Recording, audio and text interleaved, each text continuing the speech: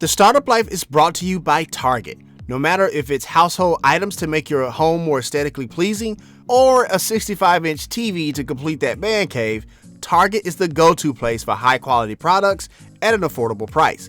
Start your Target journey with a link in our show notes. Target. Expect more. Pay less. This week on The Startup Life. When you stick to your vision and you paint that vision to somebody else, they'll buy into your vision. And then you can grow your company by learning how to hire and train. All right, Startup Nation, so let's take flight with Terry Ogburn, serial entrepreneur and executive coach. The Startup Life begins now. 7, 6, 5, 4, 3, 2, 1. You'll never have the sacred stone. Otis, you crazy mother.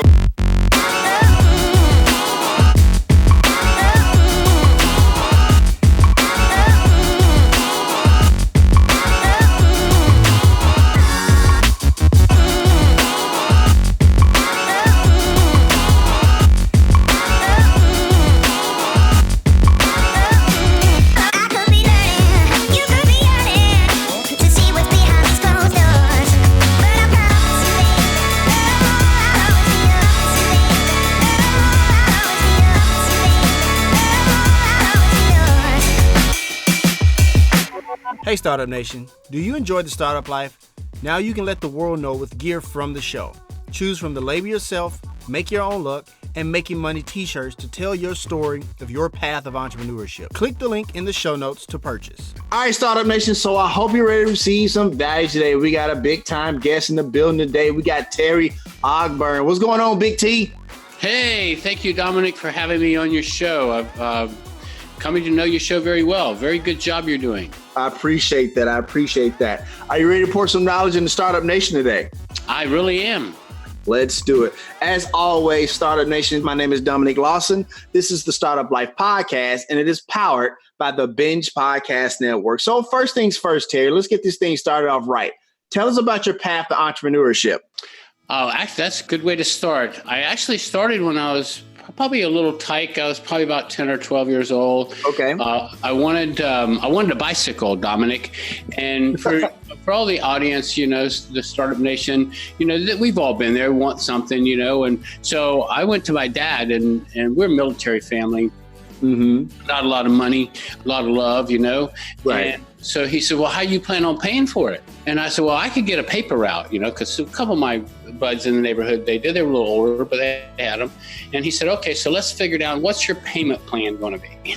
So anyway, and I made a nickel per household, Gotcha. How long is it going to take me about? So I had to lay out a little, I call them performance nowadays, but that was the first one. And then later on, it was a lawn mowing business and so forth and so on. But my first real business adventure was when I started my air conditioning company. And I'd been fired out of the car business, Dominic. And I'm sure every one of your audience has been someplace where they were down to their last $118.42, so to speak. Absolutely. And so we just, take a dare, we just jump out there, we say, okay, well, there was a broken furnace duct and I had some air conditioning experience and I took the Medici effect here and merged these two highways and figured I could charge $15 per fix. I make a few grand until I get grub started, get something to get started with. And it all took off after that. You meet this person and I encourage your audience to get mentors and find people right in your own neighborhoods, right in your own area. There's a man told me years ago, and people probably heard it. If you want to change your income, change the 5 people you hang around with the most. Absolutely. So go out and get some mentors, you don't even have, they can be even fictitious, so to speak, meaning that like one of mine is Warren Buffett. I love his down to earth, warm attitude about life and how it goes about doing it, soft spoken. So anyway, let your adventure take over and do some, expand outside the box, so to speak. For sure. Thank you for sharing that. Now, you mentioned that, you started the air conditioning contract business. This is around 1979. And I think that's quite a peculiar time to start a business. And I want to ask you about that because, in the first couple of years of your business here in the United States, we had the energy crisis and we had a few mini recessions. So I'm thinking you're starting a business around this time. It couldn't have been super easy around that time. Not that starting a business is easy in general, but to kind of have that added degree of difficulty, if you will. So how did you navigate those waters, like going through the recession at that time and stuff like that? Tell us about that a little bit. Well, the recession, one of the things that people like to fix rather than replace. So it became, for expenditure model, unless something was really over, like a compressor change or something like, usually you didn't get, big unit changes back then. Nobody was tackling the service industry. Okay. Everybody was doing installations and that work, and the service industry was left to more of the big refrigeration, chillers and coolers and that stuff. But nobody was in this little small market. So I suggest to all your listeners, find some little segment of the market that you can excel in, and find somewhere it needs to be fixed. When I was in the travel industry, we carved out our niche there to be people who spent less than $250,000 annually on airline travel, corporations that spend.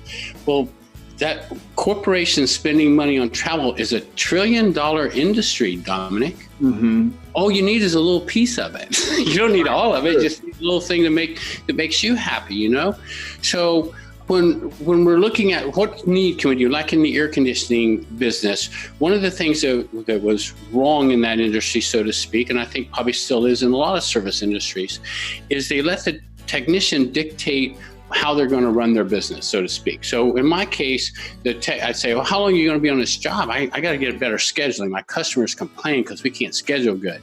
And they said, well, we just don't know, Terry. We could be on a job for an hour. We could be on a job for 5 hours. So I lived with that philosophy, that limited belief, until I got fed up with them, decided I was going to fix it. So I took the control out of their hands and put it into my dispatcher's hands, saying, now you have to get permission to work on that piece of equipment before that. So they would have to call in on the radio, two-way radios we installed, that was different. And so they call in, and so we'd say, okay, ask the customer when they want it done. And Dominic, you're not going to believe their answer.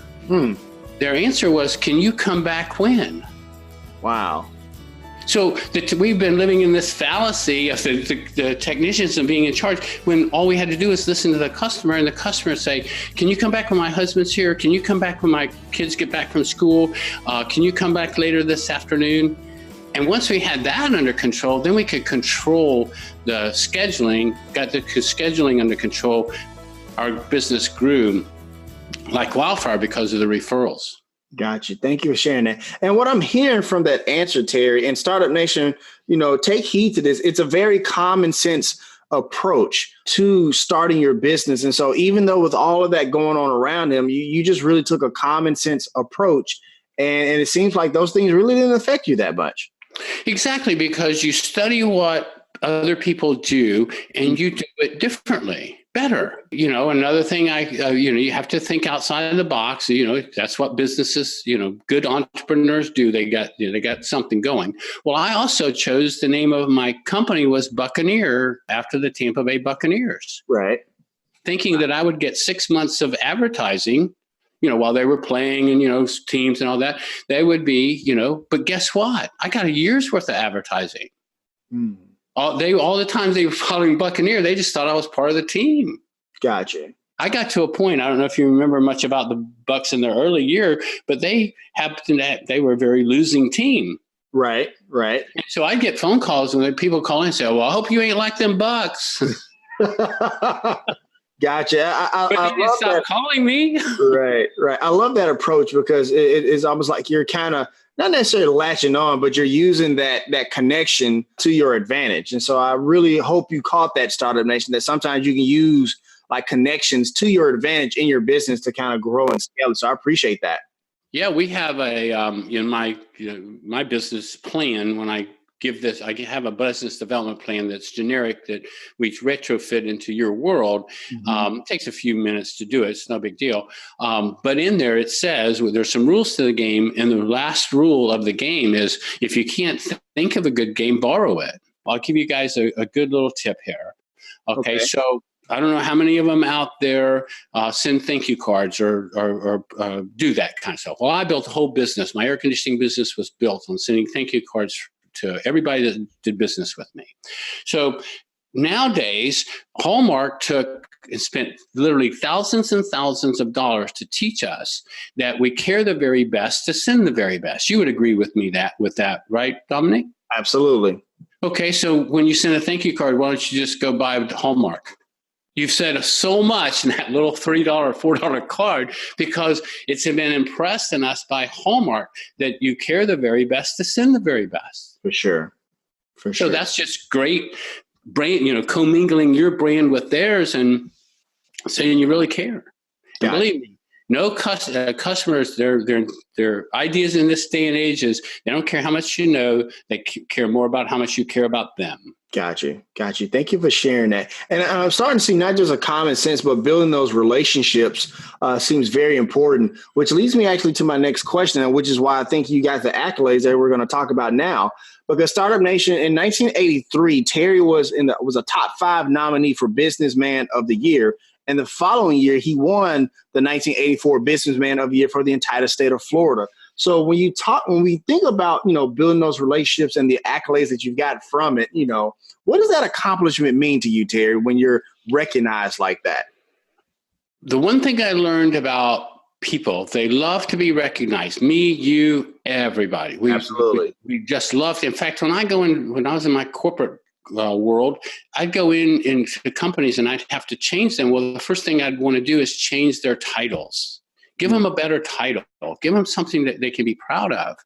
Both of those accolades that you pointed out there, those were people, my peers, bestowed that on me. It wasn't that I went after them or signed up for them or whatever, so to speak. These were my fellow business owners in the marketplace put that nomination in for me. Right. So that just says what you're doing for the community or what you're doing in. And I encourage all people, get involved in the community somehow. If Easter seals, make a wish, get something that you just feel good about giving back to the community. Absolutely. Thank you for sharing that. And so like you said, in your corporate world, you went on to help big time corporations with the strategies for success in their business, including Uniglobe Action Travel, which you kind of mentioned earlier, raising its valuation and turning it into a national program. So my question is, what's the number one issue big companies often have and how do they overcome them? I'm not quite sure I understand the question, Dominic. Can you help me with that again? I guess a lot of times when you talk about the common sense nature of running a small business and stuff like that, sometimes companies get kind of big. And so some of those fundamentals get lost. And so they need somebody like you to kind of come in and say, hey, let's take it back to the fundamentals. Let's take it back to some common sense things. So I guess I'm asking is like when people reach out for you for help, what's the number one issue that they have? That's a good question, and thank you for explaining it better. For sure. Most people, what happens in business over my time, whether it's big, small, medium, doesn't matter. We get into this micromanaging concept, and it's a growth as we grow. When we start in a small company, we grow, and then we think we have to have our fingers in all the pies. Well, everybody should know by now if they're starting. Startups maybe have some to gain this knowledge, but hire the people, do the things that you like to do, and hire the people to do the things you don't like to do. It's just that simple. So that's all I can say is, if you don't like doing the maintenance work, do it. If you like doing it, then hire somebody to run the company. Tony Robbins is not the CEO of his company. There's many figureheads out there that do not run their business. Right. They don't do the day-to-day stuff. They hire people to do that because they love being on stage or they like doing other things. So find out what you're good at and make a joy out of it. Make it your solid purpose in life to be the very best that you can be at that position. So in big companies, when they take over, you have a CEO takes over. He wants to bring in the right team. He wants to bring in people who are going to surround his vision, his mission, and then be creative inside of that. We call that today entrepreneurs. Mm-hmm. These are people who can understand the corporation's business and then work within that restraints to be creative and drive the business forward. So we don't hire winners; we hire potential winners. So we look for people who can carry our mission to an even higher levels. Don't be so proud that you have to take all the glory. Real leaders, they pass out the accolades and the glory to others because that's how you get your business higher. I can give your listeners 4 things right now, just 4 steps. If they put these 4 things in place, I promise them success. Absolutely. In anything they do. You ready? Yeah, absolutely. Okay, the first thing is you have to be committed. Now, this is that burn the boat committed. Dominic, you know where I'm going with this? You have to burn the boat. You have to be totally in it. I think I get what you mean. Yeah, for sure. Okay, the burn the boats is an old thing back in the early years. During war fights, they'd sail over to the to the other people's to do battle with. And the one guy says, "Well, how are we going to get back?" The guy says, "Burn the boats." He says, "Well, how are we going to get back?" He says, "We're going to take theirs." Gotcha. So you leave them no room for retreat. So you have to be committed. You decide what that commitment is going to be. If you're going to be good at running a business, you're going to be good at time management, whatever it is. It can be small, big, doesn't matter. Then the second thing is put disciplines in your life to make sure that your commitment comes true in the time frame that you would like for it to. It's not good to have lofty goals. It's good to have definite goals, specific, measurable, attainable, relevant. Right. Time bound. They got to be strong, purposeful goals. So smart goals, absolutely. Yeah. Exactly. And then we get that in place. Then we put the third thing in place, and this is decisions. Our decisions must be taking us towards our goal, towards our commitment. If I give every one of your listeners right now today permission to procrastinate on anything that doesn't take them towards their goals. Number 4, visionary. You have to become a visionary. You have to visualize that you're already in possession of the commitment. If you're going to be the CEO of your company, then you already have to see yourself as the visionary of your company. That doesn't mean you walk around touting that you are one. It means that you have to start visualizing you being one. So then that causes you to think like one. That starts you to go out and see what others think like. What do other high-ranking officials think like? And then, start to pattern them. If you want a building, you're in your startup, you just want to get started, visualize the building. You're already in possession of this building. I'm sure all your listeners, or if they've not, they've seen The Secret. It's a great book and it's a great DVD. I suggest all of them get it because the universe works just in that way. You put enough faith in it, you do some hard work, and you show everybody in this audience that you have is a sum total of their thoughts. They're a vision. That's their vision of themselves. Gotcha. Thank you for sharing all of that. And Startup Nation, I really hope you got those 4 steps because that's some very powerful stuff that can use in your business and on your path to entrepreneurship. So Terry, I appreciate all of that for sure. You're welcome. Absolutely. So I want to switch gears from big business to small business a little bit because on your website, terryogburn.com, there's an opening video of you and you talk about the 3 hats successful small business owners wear. Could you explain what those 3 hats are? Sure. And thank you for checking out my website. I appreciate that very much. And I encourage the nation to check it out too. Absolutely. And once again, Startup Nation, that website, terryogburn.com, is in the show notes for easy access. Go ahead, Terry. I just want to get that in there real quick. Appreciate you.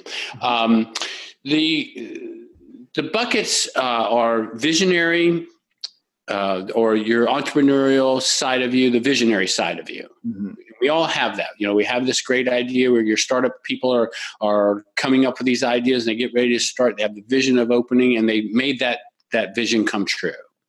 Then they settle into the manager role of the business, and that's getting the copier and the this and the that and the desk and the chairs and whatever their little, gimme-do things are that they need to run their business with. And then they settle into the third bucket of their time, and that's the technician side of it. This is the day-to-day operations, the sales, the marketing, whatever it is that they do to get their sales and the cash flow going, sales in the door.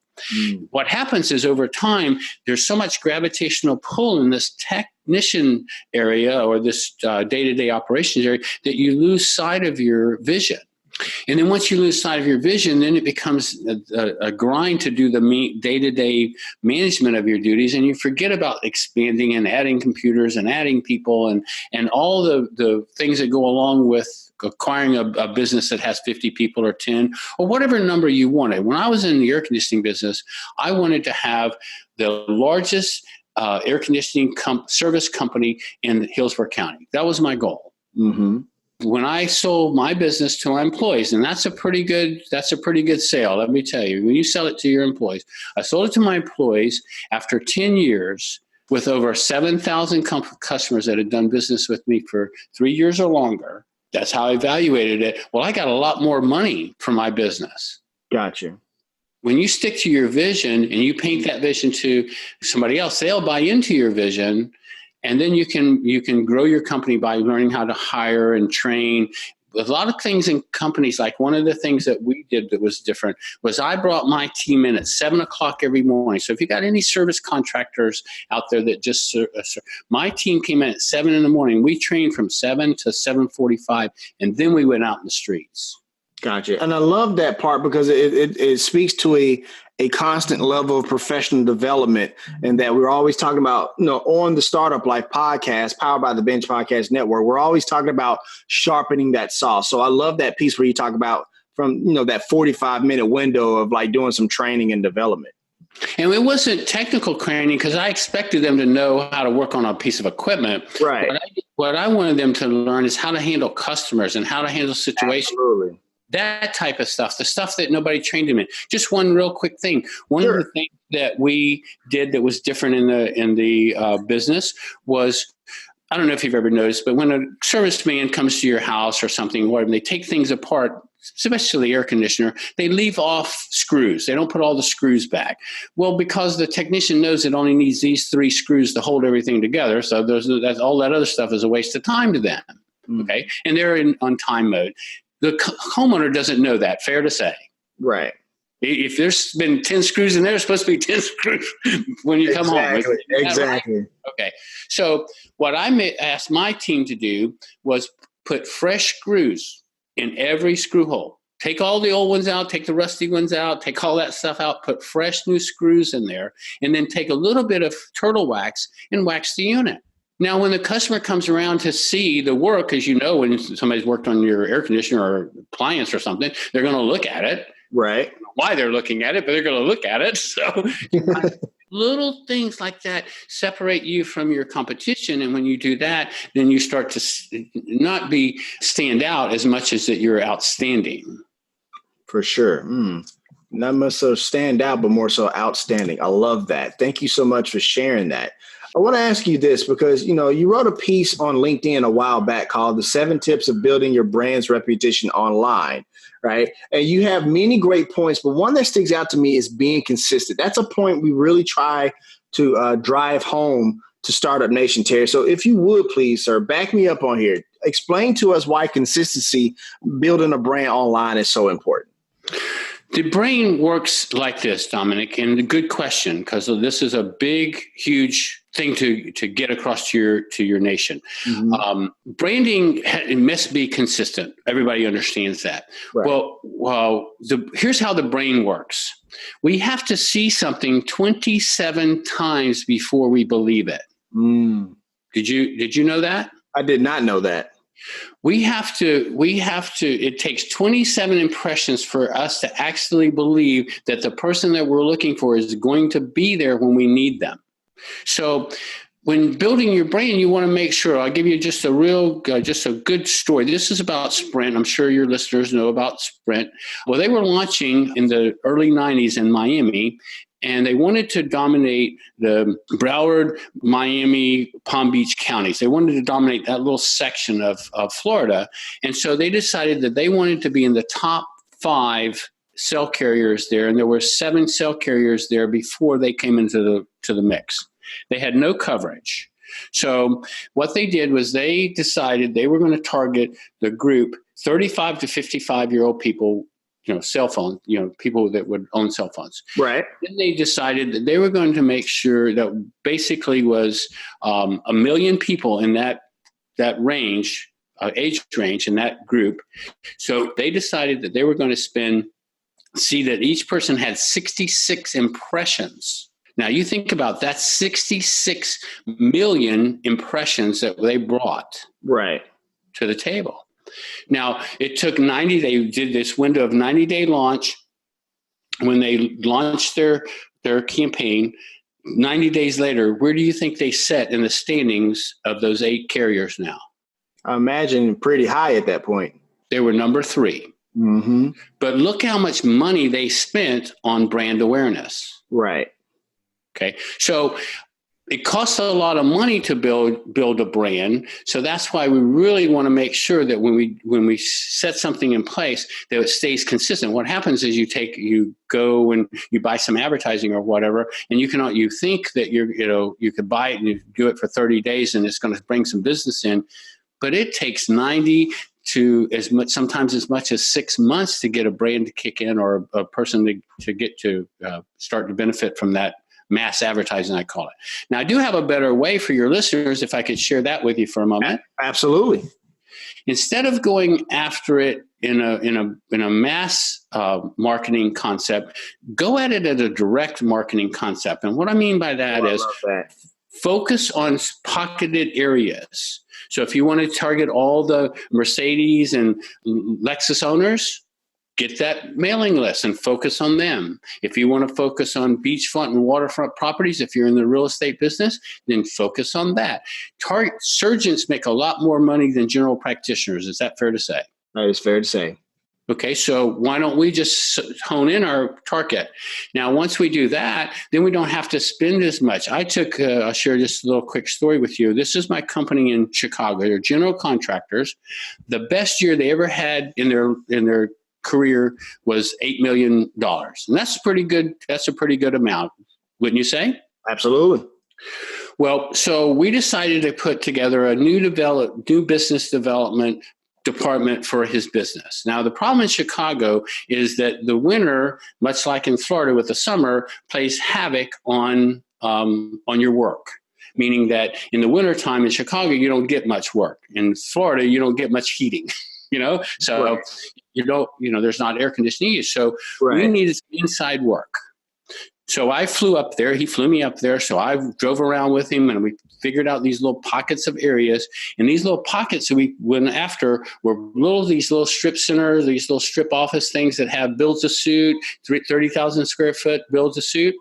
Well, we took the highway of the customer needing that office space and the general contractor that could build that. And we merged those two highways together by utilizing the property manager to facilitate this. Well, we started knocking on doors and meeting with people and so forth and building relationships with them and going around in the neighborhood, just getting our information out there. Well, the first quarter of this year, this all took place up until last year. The first quarter of this year, that department generated $212,000 in new business. Now, you say that's not much, but when you didn't have it to start with and there was no outside sales program in place, that's pretty good.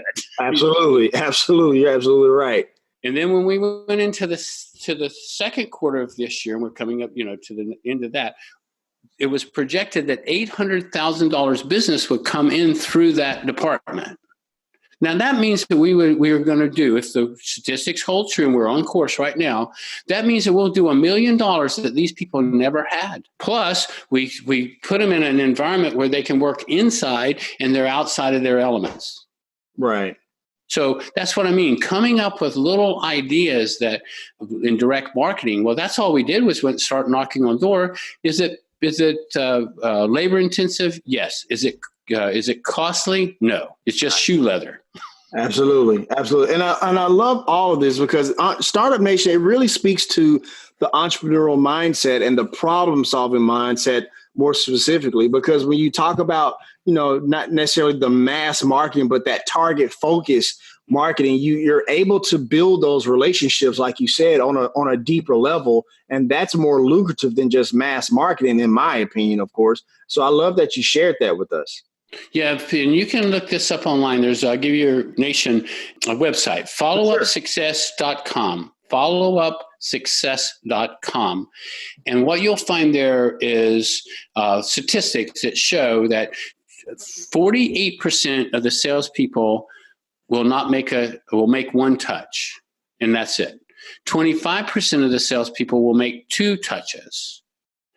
73% of the salespeople will not make more than two touches, and only 5% of the sales are made by that 73%.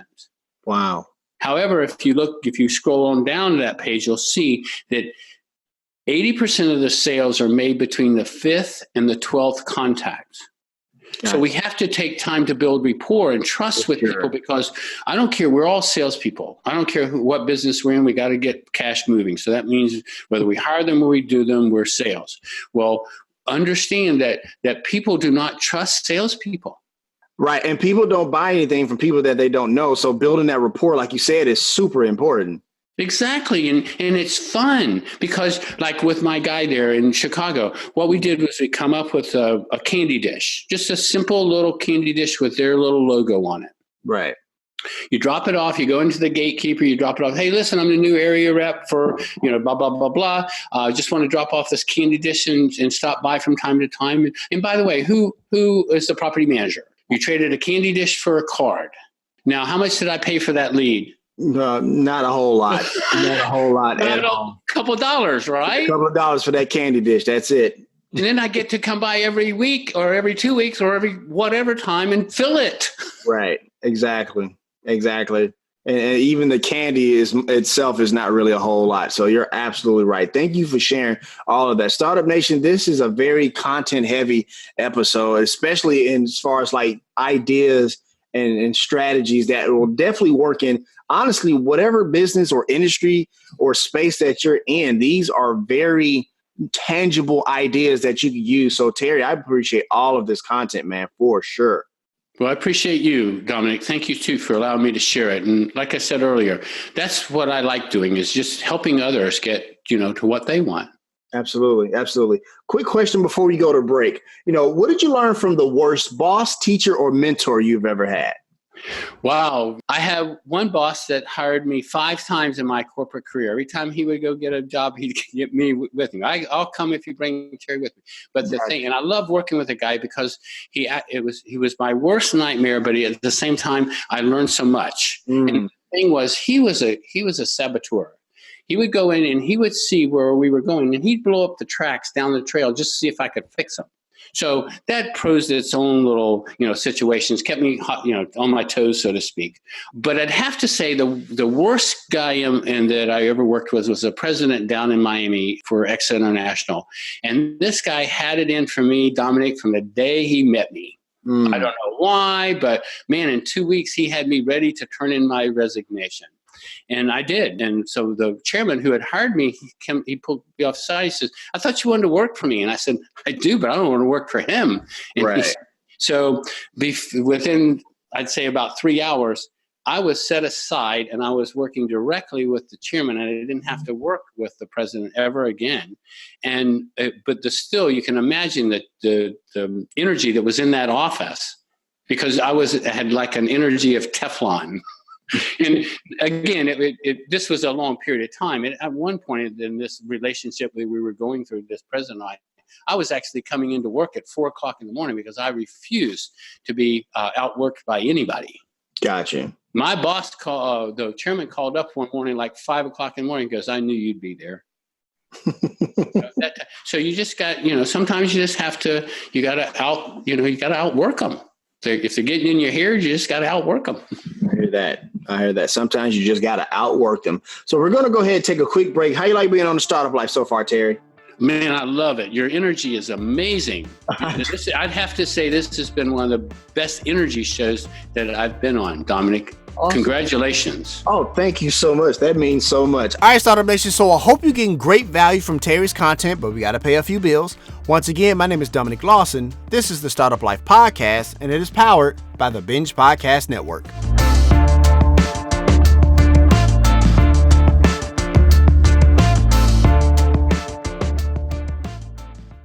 Startup Nation, Kenda and I, along with our daughter Zoe, have this thing called Target Fridays if she's had a good week at school.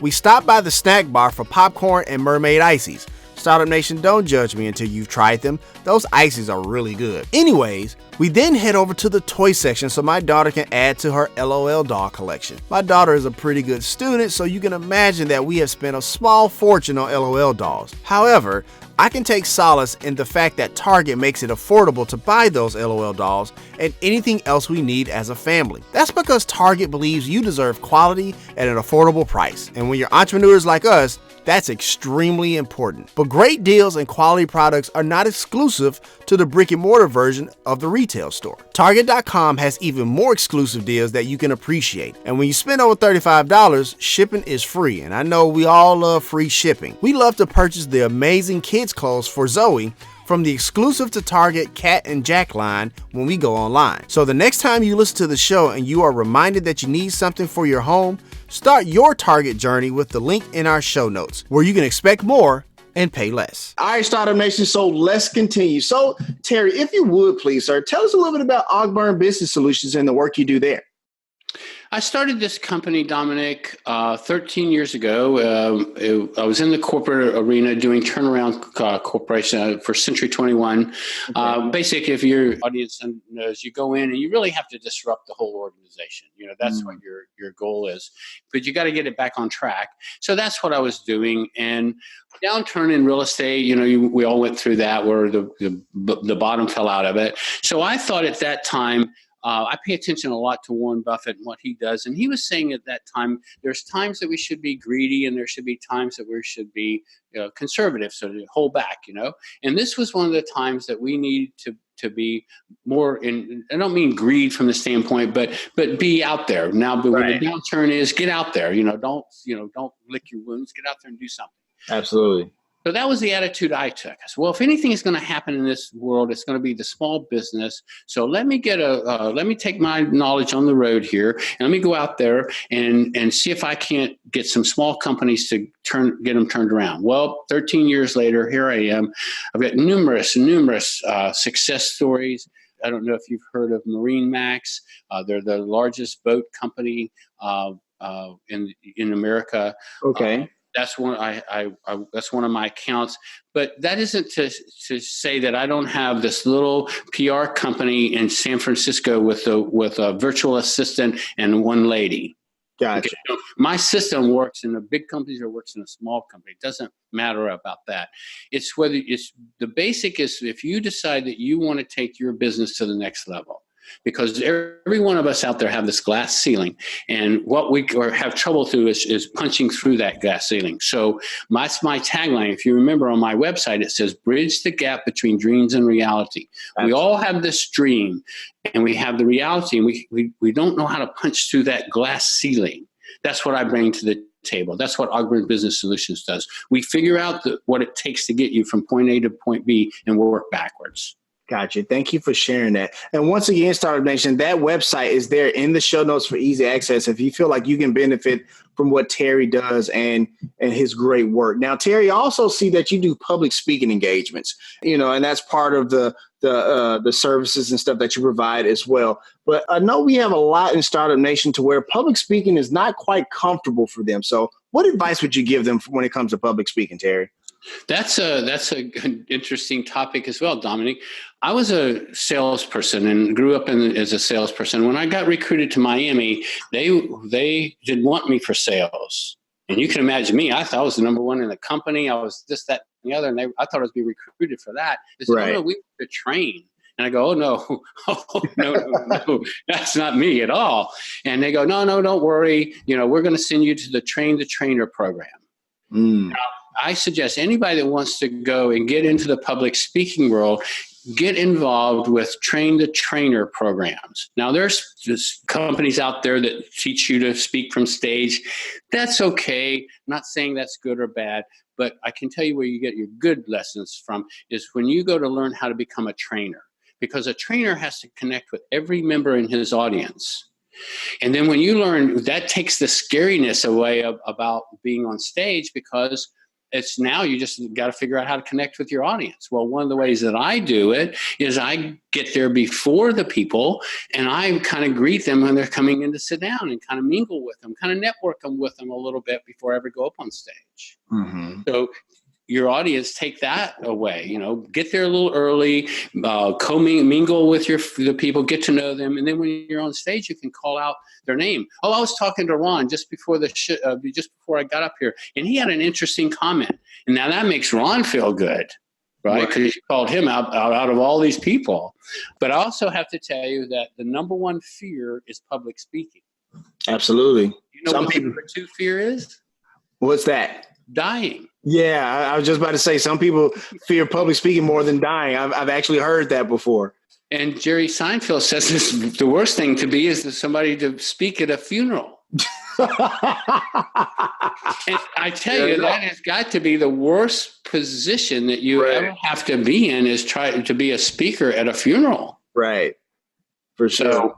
So there's some stuff about that, but these old things about take your eyes, behind the crowd. I like that idea. Visualizing your audience with no clothes on, not a good idea. Right. Yeah. That's not good. But, looking out off to the back of the room, moving your eyes around, walking up and around the stages, all that stuff makes you feel comfortable. Got you. Thank off that nervous energy that you have. For sure. For me, myself, man, I am never nervous until we're 5 minutes late. Then I get all kinds of nervous. Gotcha. Not starting on time is the worst thing you can do to me. Man, before that, no problem whatsoever. Gotcha. And if any of your listeners would like to have me come and speak, I'd be more than happy to, obviously, because we can bring this content live. Absolutely. And once again, Startup Nation, that website for TerryOgburn.com is there in the show notes for easy access. Thank you for sharing that, Terry. I appreciate that. So let me also, if I can interject something real quick. Yeah, sure. Go for it. Also on my website are video testimonies. And, I invite the listeners to check that too. But the point there is that's what sells your clients more than anything, is getting video testimonies of your successes. For sure. You publicize them. If a picture tells 1,000 words, what does a video tell? Right. And I'm glad you mentioned that, because that actually leads into my next question, because when I looked at some of those testimonials, people they have this very deep sense of appreciation for what you've done in their business. I saw the young lady, she's taking your CEO class and stuff like that. So when you see these testimonials, Terry, what does that mean to you? Well, it warms your heart, first of all, that anybody would go anywhere and do anything to put anything on video. Come on, sure. That's just taking time out. But I started this practice in my air conditioning company because back in those days we didn't have videos and stuff. We had 3-ring binders, and we'd have to show our prospective clients what we did. Right. So I would pay $5, Dominic, for a thank you letter. So any technician that did their service work well enough to get a thank you note written to me about them, I would give them $5. When I work with a client, one of the first things that I want them to do is write a letter as if they received this letter. And when I'm talking about a letter, I'm not just talking about, hey, thanks for the great work. I talk about how they pulled up in the parking lot, how pristine the parking lot was, how the landscaping was perfect, how they were greeted, and go through the whole thing from start to finish and outline this 2-page letter of just how you would want a customer to react to your business, your service. That gives you a mission to live up to. For sure. So and you also notice too about those testimonies that were sincere. Right. And if I wouldn't dare publish any video that wasn't sincere, because if customers see through that. They absolutely do. So don't even think that just because so you have to be careful again about your brand. This is your branding. So I'm sure you watched a couple of them and you noticed that all those guys were truly sincere. And I've got many testimonies, but they don't make it. They don't make the cut. Gotcha. No, you're absolutely right. And I think that's another thing to remember and point out, Startup Nation, that your customer base, they're very savvy. And so like Terry says, like they can tell when you're like, not really being genuine and authentic and transparent for sure. So I'm glad you pointed that out. It shows. People read. We all like watching people. Absolutely. One of the things that Ogburn Business Solutions brings to the table that I can guarantee you majority of the business consultants, coaches, whatever they want to call themselves, do not bring to the table. And that's something called neuro-linguistics programming. Dominic, have you ever heard of it? It sounds vaguely familiar, but my wife was a linguistics major in college. So but please share that with us. It's NLP for short. It's neuro-linguistics programming. It means nerve. Linguistics is language. Right. Programming are our subconscious files. And so our body speaks 55% of our language. 38% of our communication comes from the tones.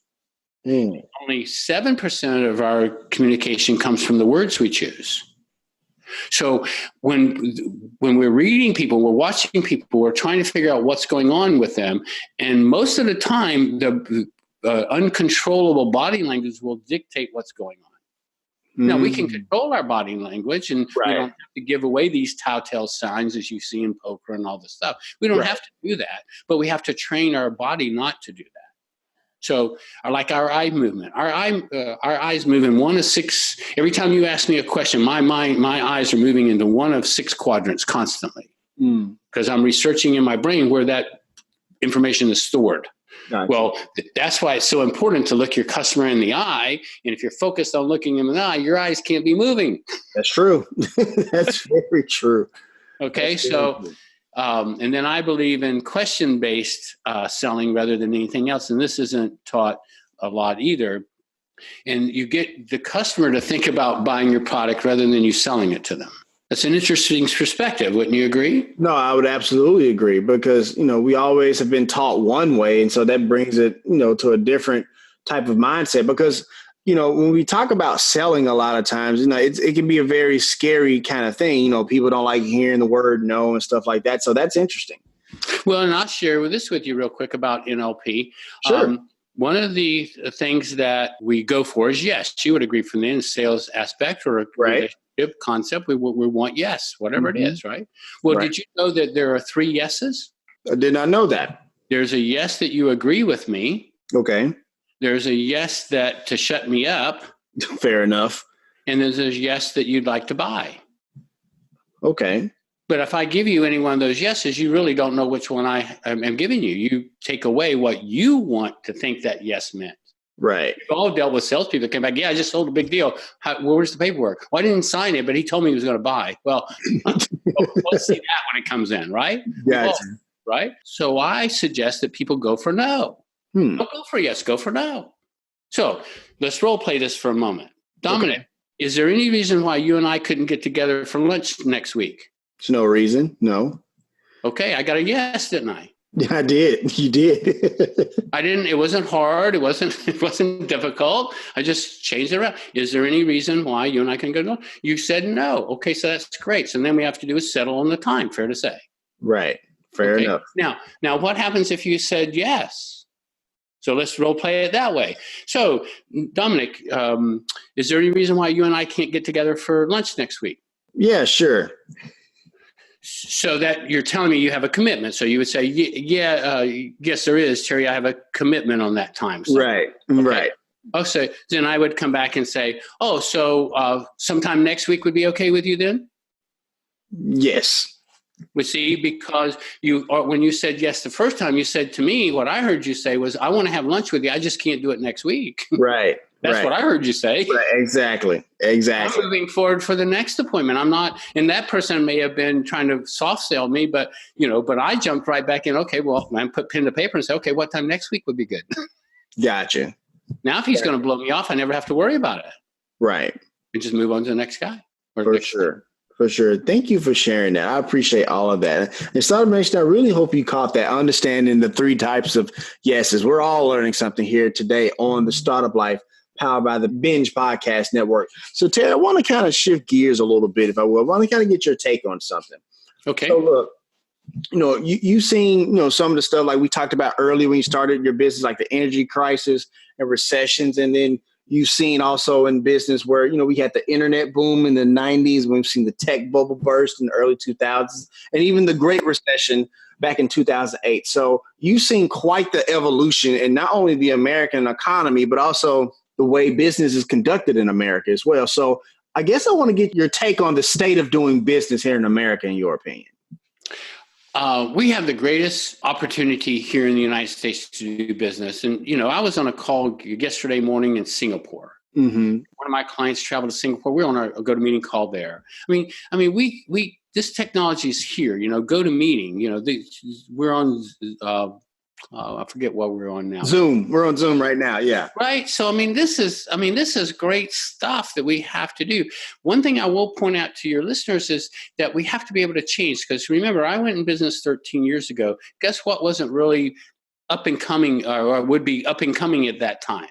What's that? Social media. Absolutely. Well, if I didn't embrace social media, I was, that's a fad, Dominic. Don't worry about that. Don't even mess with that.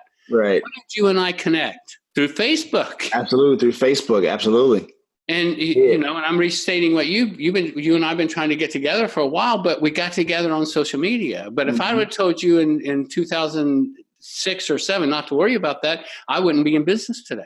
So, you know, we see all these things happen, go from, I used to drive around, and probably there's a lot of people in my industry used to drive around to Panera Breads and do FaceTime. Well, now we have other things, Skype and other things. We can do the same thing. We don't have to leave, our condo, so to speak. Right. So embrace, you know, find ways to take the technology that is being, you know, given to us and do something great with it. For sure. For sure. Thank you for sharing that, Terry. I appreciate that. Just kind of wanted to get your take on it, because, you know, some people say that, you know, it's, you know, they're not really sure how to navigate, you know, certain economies or certain spaces, and they say it's kind of hard to do, or they're not sure how to find those opportunities here in America to kind of do business. I kind of wanted to get your take on that a little bit. I'll give you a good example of a guy. This works today, sure. Worked anywhere. So this is a guy who decided he didn't want to live in New York anymore. Okay. Winters, 5 kids, you know, just tired of it. He was in the printing industry. So what he did is he researched and was looking for an area, warmer climate, that didn't have a 4-color printer machine. Now, this is dating. I'm going back a few years, but so it was called a Heidelberg machine that he had access to. And so back then, that was the state-of-the-art color printing concept. Well, he found out that the Tampa Bay area did not have a Heidelberg machine in the whole Tampa, St. Pete, Clearwater area. Mm-hmm. So he just picked up his Heidelberg machine and moved it to Florida. Created a whole business because there was nothing there. So the same thing. When I started my air conditioning business, it wasn't because there wasn't ample enough of air conditioning companies. It's because nobody was in the service market. Gotcha. So there's always room wherever you want to go. I mean, you wouldn't open up a snowshoe factory in Miami, would you? No, not really. Okay. But it might work in Colorado. Absolutely. So we have to kind of look for where the market we want to go out and reach, and then put ourselves in the middle of that market so that, you know, I said this morning on one of my calls, it's easier to go vertical than it is to go horizontal. I opened a travel agency in downtown Tampa, and they asked me later, said, why did you do that? And I said, well, because it's easier to go vertical than it is to go horizontal. Think about driving around trying to find companies. All we had to do was ride up and down elevators looking for people who wanted to travel for business. Well, it's a business environment. It's downtown Tampa. I got my whole surrounded in 12 blocks. Right. Thank you for sharing that. We did a market search there, and it turned out there was $187 million worth of airline tickets plated out of that downtown area in 1 year. I just needed 250,000. You know, my take, 2.5 million is all I needed. And out of 187 trillion, that's a lot. I mean, a million, that's a lot. That's not that much. That's true. Anyway. That's true. Thank you for sharing that. So I hope you caught that startup mention. That's kind of, like I said, I wanted to ask him that, you know, like, find your niche. There's always some pocket, like, as, you know, Terry was saying earlier, there's always some pocket that you can really, you know, dive into and really capitalize on. And when you get in that pocket, make sure you burn those boats, like Terry said, for sure. So thank you for sharing all that, Terry, for sure. I want to ask you this because, you know, I was looking on Facebook and I saw that your father recently passed away and he served in the Air Force. Let me first say this, that, so sorry for your loss. And I want to posthumously say to your father, thank you for his service for our great country. I really appreciate that. Well, thank you so much. He was 99 years old when he passed. Right, for sure. And I know, as of this recording, Father's Day is coming up. So I want to ask you this question.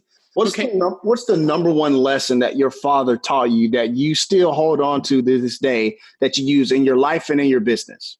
I appreciate you asking that question, because my father, as most military brats stands for born, raised, and transferred. It's not a bad thing. It's just that's what we are, Absolutely. And growing up in a military family, it's difficult because your father is very, very strict and very, that. So our relationship in the beginning was a little, treacherous, to say the least, But as I grew up, I realized that I was more like him than not. I've spent the last 20 years with him, and before he passed, my mom passed, and then, she passed first. And so I took over kind of traveling with him and going things and doing things. And I learned a lot from him. And the thing, he sits at my mastermind table today. I have a fictitious mastermind group that I meet with every morning. Gotcha. And we go through this. And he sits there. And he sits at the table, and I thank God every day for him bringing courage and determination to pursue my dreams and aspirations that the Lord has placed in my heart. I hear that. That's what I got from him, is courage and determination. Now, I never said his name in the Facebook because, that's that. But think of this, Dominic. His first name was Doris, Doris. Wow. No middle initial. So can you imagine growing up in the 20s, the 30s, and the 40s with a girl's name? Oh, absolutely. Probably a fight every day after school. He had to get up every day knowing that somebody he might have to fight that day. Exactly. But I think, I'm not a fighter. I don't like that stuff. I don't know if that I wouldn't have found some other way. Right. You know what I mean? I mean, that's just determination to get up every day. And he stayed in school till he was 22 years old, and he was drafted out of high school. And I asked him, I said, Dad, why did why that? And he says, son, it was real easy. He says, it was hard times. He says, my brother was offering, and his wife were offering me a place to stay as long as I went to school. He said, they would have had to kick me out of school. He said, I wasn't going anywhere. Gotcha. He said, I was living, but I will share, if I can share one story. Absolutely. Please do. So when he was on his, getting towards the end, and I asked him, I said, Dad, how are you getting to heaven? And he answered that. And I said, well, Dad, what's your most memorable story on, here? And he has a story he calls it the quarter story. Okay. And this quarter story is about, he lived in Ocala, Florida, and he was born along with me in Panama City, Florida. Mm-hmm. And so he would travel on the weekends to see his mom, and then he'd hitchhike on Sunday, he'd hitchhike back, because he knew that if he got to Dunellen by 7:00 in the morning, he had a ride to Ocala, which got him to school. So his goal was to get there. So he's traveling along, headed to Tallahassee, because they didn't have any other roads then. It was just from Panama City to Tallahassee. So evidently somebody let him off in the middle of nowhere out there, and he was keep on walking, cold, wintry night. And he's walking along, and in the moonlight, in the middle of nowhere, is a quarter. So no other place, like he said, nothing, all there isolated. So he picks up the quarter, and he looks up, and there's car lights coming towards him. Turns out it's a Greyhound bus. The bus driver stops. My dad gets on the bus. He said, how much is it to Tallahassee? The guy says 25 cents. My dad said, just happen to have it. Now he's a young man. He's probably a teenager, a little older, right? He said, just happen to have it. So gets to Tallahassee, and the bus driver, and my dad's a talker like I am. And so the bus driver says, no, just stay on the bus. He said, I'm going to Dunellen anyway, so I'll just drop you off. Well, when he gets to Dunellen, he gives my dad back his quarter and says, have a great. So that's how my dad won him over in that little short trip. Wow. And bringing back his money. Wow.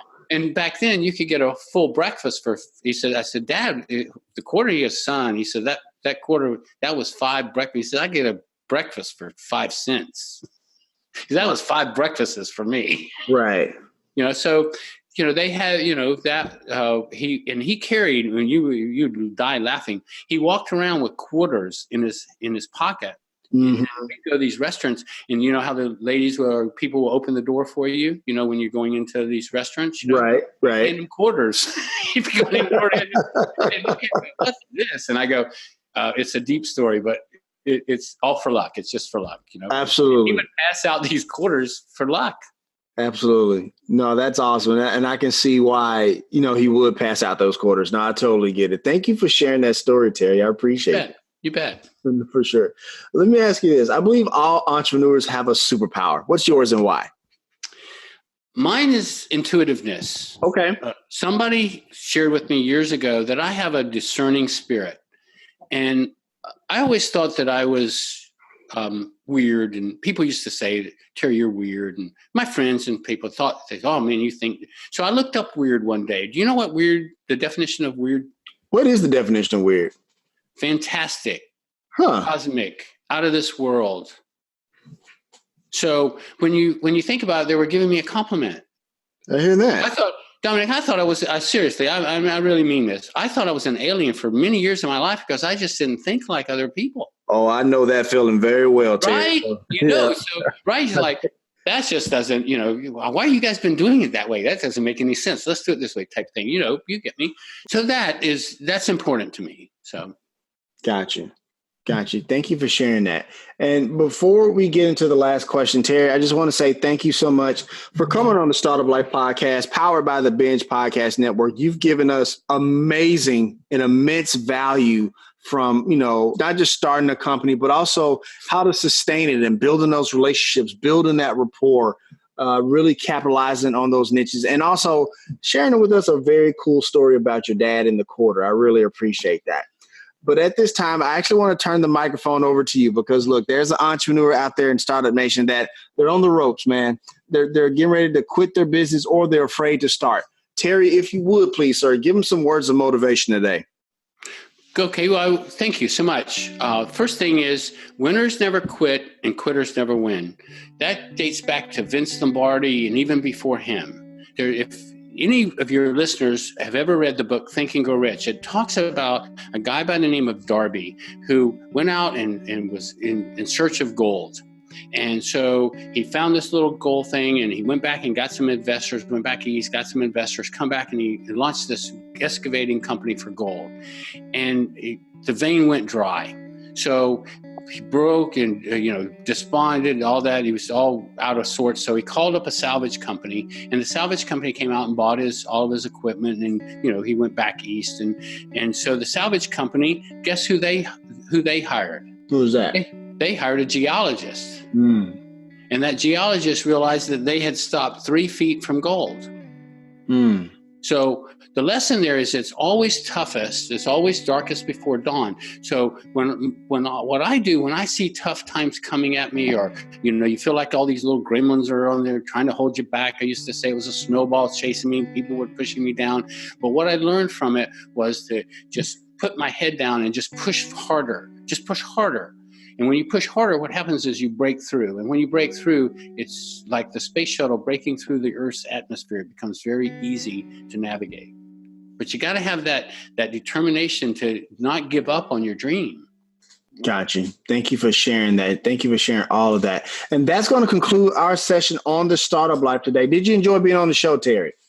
Immensely, man. And I just hope there's a time that I could ever get to come back. I really love the energy of this show. I appreciate that. All right, Startup Nation. So here's my final take. Terry comes with so much knowledge, content, and value that you really should take some of the things that he talked about in your entrepreneurial toolkit. The thing is, Startup Nation, on your path, you're going to need people like Terry to provide that guidance, to provide those tangible tools. So that way your path to entrepreneurship is just a little bit easier. It's still hard, obviously, but it's a little easier. But Terry brings that value and knowledge that you can definitely use to scaling your business and scaling your business responsibly. If you want to let us know what you think about our show, have an idea for a show topic, or would like to advertise on our show, send us a message on the Startup Life Podcast Facebook page. And while you are there, like and follow our page as well. It's a great way for us to engage with you, Startup Nation, and really grow our community. The link is there in the show notes. Subscribe to the show as it can be heard on Apple Podcasts, Google Play, Stitcher Radio, Spotify, or even on your Facebook timeline or any other platform you like to get your podcast. If you are listening on Apple Podcasts and you find our content valuable, please give us a 5-star rating, as it will help us climb the charts and help more people find our show. You can also listen to the show on the Startup Life Podcast new website. There you will find the all-new startup blog where I write on many topics that are interesting and helpful to you on your path to entrepreneurship. And hey, if you have an idea, be about that life, the startup life.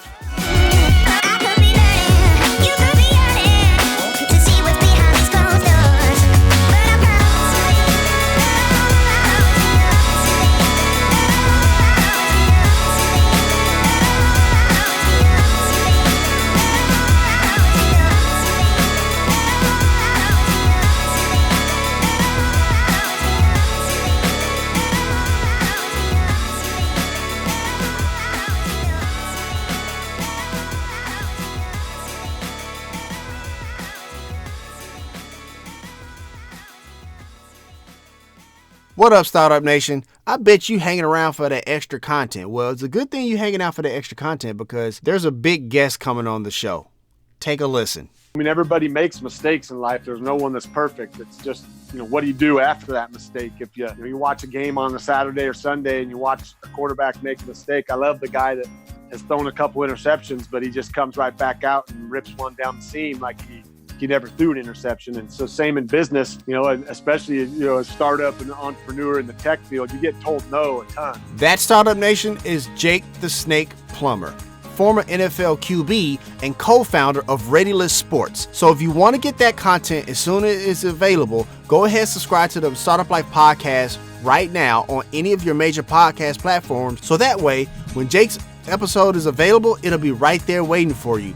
And also, Startup Nation, you don't have to wait till next Monday for the episode to drop. That episode's going to drop this Thursday. So make sure you subscribe so you can get that episode. But until then, Startup Nation, get out of here. You got a company to grow.